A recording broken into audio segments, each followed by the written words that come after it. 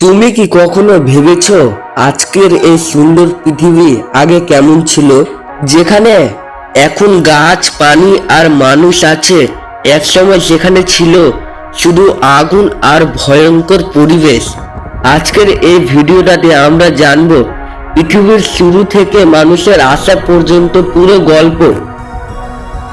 প্রায় 5.5 বিলিয়ন বছর আগে পৃথিবীর জন্ম হয়।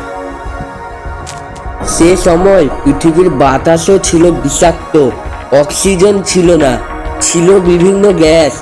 মানুষ হলে 1 মিনিটে সেখানে মারা যেত। আকাশেও ছিল অন্ধকার আর লালচে রঙের। ধীরে ধীরে পৃথিবী ঠান্ডা হতে শুরু করে। তারপর শুরু হয় বৃষ্টি। এই বৃষ্টি 1-2 দিন না, হাজার হাজার বছর ধরে চলতে থাকে। এই বৃষ্টির কারণে তৈরি হয় সমুদ্র। এটাই ছিল জীবনের শুরু।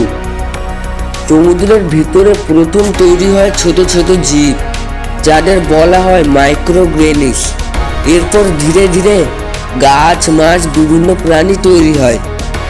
এরপর আসে ডাইনোসরের যুগ। তারা ছিল পৃথিবীর সবচেয়ে বড় প্রাণী। তারা অনেক বছর পৃথিবীতে রাজত্ব করেছিল, কিন্তু হঠাৎ একদিন মহাকাশ থেকে একটি বড় পাথর এসে আঘাত করে এবং ডাইনোসরকে বিলুপ্তি করে দেয়। ডাইনোসরের পরে অনেক বছর কেটে যায়। তারপর ধীরে ধীরে বিবর্তনের মাধ্যমে পৃথিবীতে আসে মানুষ। মানে আমরা পৃথিবী অনেক পরে এসেছি।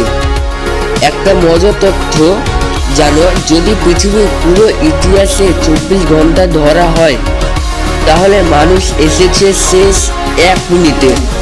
মানে আমরা এই পৃথিবীতে একদম নতুন। পৃথিবীতে আগে ছিল নরক, তুমি বিশ্বাস করবে না। তো বন্ধুরা, এরকম ভিডিও চাইলে আরো সাবস্ক্রাইব